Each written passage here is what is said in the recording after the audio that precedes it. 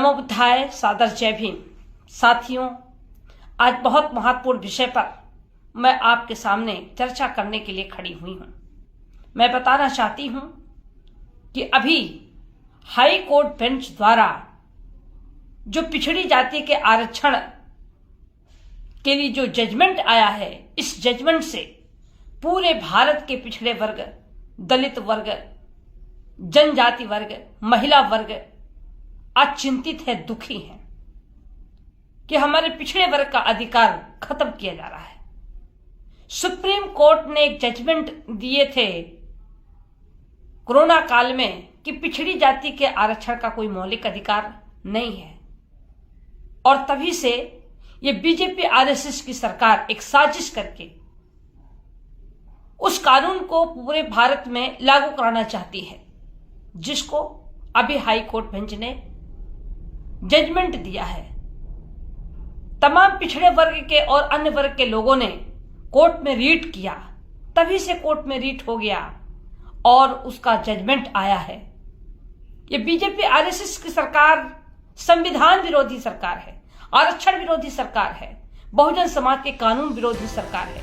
इसको हम सभी बहुजन समाज के लोगों को समझना होगा।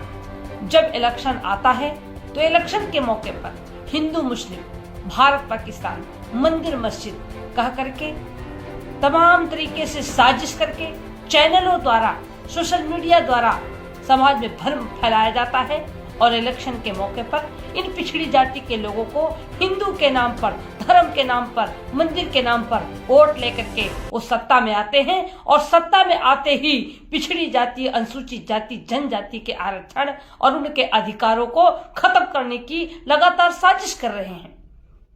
ये साथियों आज से नहीं, मैं 2016 से जब मैं 2014 में सांसद बनकर के लोकसभा में पहुंची, कुछ दिन तो मुझे लगा समझने में, और जब मैं समझ पाई कि बीजेपी की सरकार, आरएसएस की सरकार संविधान विरोधी सरकार है, संविधान में दिए गए कानून को खत्म करना चाहती है, पिछड़ी जाति, अनुसूचित जाति, जनजाति के आरक्षण को ये खत्म करना चाहती है, तभी से मैं मुखर होकर के सदन से लेकर के सड़क तक मैंने निरंतर आवाज उठाया, बहुजन समाज के लोगों को जगाने का काम किया। और जब मेरी बातों को ये बीजेपी आरएसएस की सरकार आरक्षण को लेकर के जब मुझे उस भाव से देखने लगी, तभी से मैं मुखर होकर के और मैंने आवाज को बुलंद किया, और बीजेपी जैसे पार्टी को मैंने छोड़ दिया। सांसद पद भी मैंने छोड़ करके संविधान को बचाने के लिए, लोकतंत्र को बचाने के लिए, आजादी को बचाने के लिए मैं निरंतर लड़ाई लड़ी हूं। आप देख सकते हैं यूट्यूब के माध्यम से मैंने पिछड़ी जाति के आरक्षण, अनुसूचित जाति के आरक्षण, जनजाति के आरक्षण को संपूर्ण रूप से लागू कराने के लिए मैंने मांग किया, और जब संविधान में दिए गए कानून आरक्षण को लागू कराने की मांग की तो बीजेपी ने मुझे उस भाव से देखा, मुझे हीन भाव से देखा गया, मेरी बातों को अनदेखी की गई, मेरी बातों को अनसुनी किया गया। बीजेपी की इस साजिश को देखते हुए मैंने बीजेपी पार्टी को छोड़ा, सांसद पद छोड़ा, और पूरे भारत में 2017 से मैं लगातार आंदोलन कर रही हूं। 6 दिसंबर 2017 को मैं बहराइच के नानपारा में लाखों की संख्या में दलित पिछड़े समाज के लोगों को आरक्षण बचाओ, संविधान बचाओ, मैंने आंदोलन की शुरुआत की थी।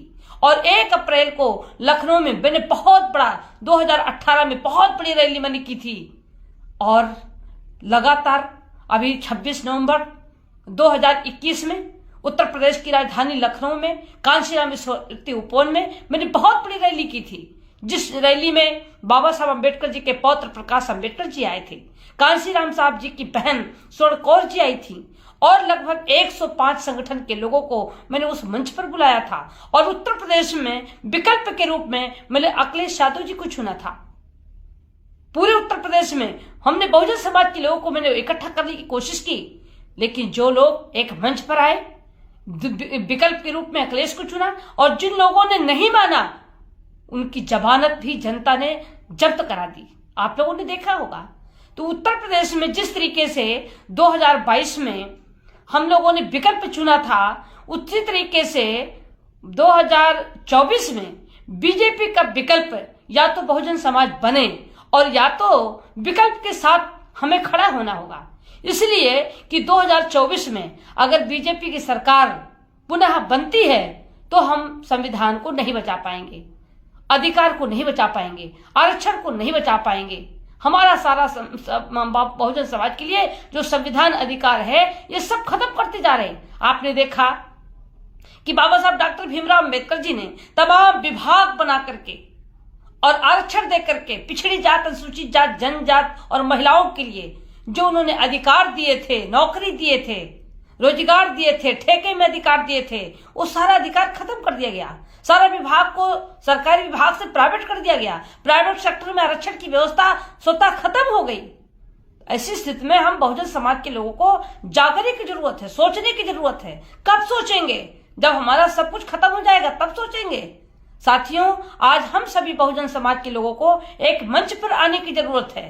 कभी दलित अपनी आवाज को उठाता, तो कभी पिछड़ा अपनी आवाज को उठाता, तो कभी अल्पसंख्यक अपनी आवाज को उठाता, तो कभी जनजाति के लोग अपनी आवाज को उठाता। नहीं, हम सभी लोगों को एक प्लेटफॉर्म पर इकट्ठा होने की जरूरत है, इसलिए कि सबसे ज्यादा वोट अनुसूचित जात, पिछड़ी जात, जनजात, अल्पसंख्यक समाज के लोगों की है।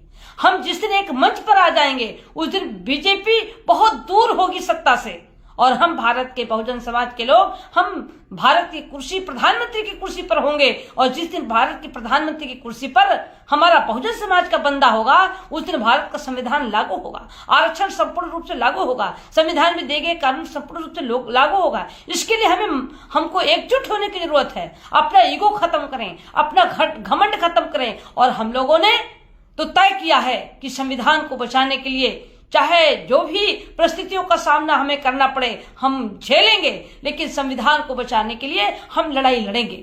हमारा आंदोलन 2017 से चल रहा है। अब तो हम लोगों ने भारत में संविधान बचाओ बहुजन समाज महासंघ बनाया गया है, और उसमें तमाम सामाजिक संगठन, राजनीतिक दल के लोग एक साथ आकर के ये मंच बनाया गया है। और इस मंच पर सभी बहुजन समाज के लोगों को हम लोग एक मंच पर लाने की कोशिश कर रहे हैं।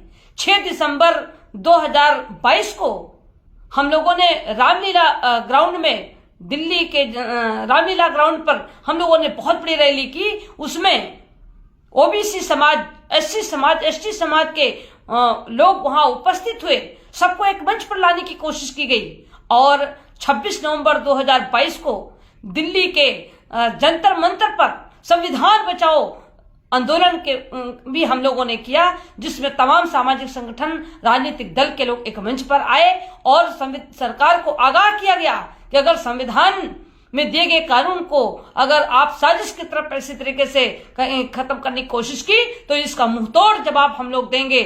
और हम लोगों ने तय किया है कि 26 नवंबर 2023 को भारत की राजधानी नई दिल्ली में बहुत बड़ी रैली हम लोग करने जा रहे हैं, जिसमें पंजाब, बिहार, गुजरात, राजस्थान, मध्य प्रदेश, छत्तीसगढ़, उत्तर प्रदेश, पूरे भारत के बहुजन समाज के लोगों को एक मंच पर ला करके संविधान को बचाने के लिए, लोकतंत्र को बचाने के लिए, आरक्षण को बचाने के लिए, बीजेपी को सत्ता से बाहर करने के लिए या तो हम विकल्प बनेंगे या तो हम बीजेपी के विरोध में, बीजेपी के विकल्प में हम लोग विकल्प तय करके और विकल्प के साथ खड़े होंगे। 2024 में हमें बीजेपी को सत्ता से बाहर करना है और भारत में संविधान को मानने वाले, समता, स्वतंत्रता, बंधुत्व, न्याय के आधार पर सामाजिक, आर्थिक, राजनीति में सबको बराबरी की भागीदारी देने वाले व्यक्ति को हम भारत के प्रधानमंत्री बनाकर भारत के संविधान को संपूर्ण रूप से लागू कराएंगे। इसके लिए हम लोगों ने लगातार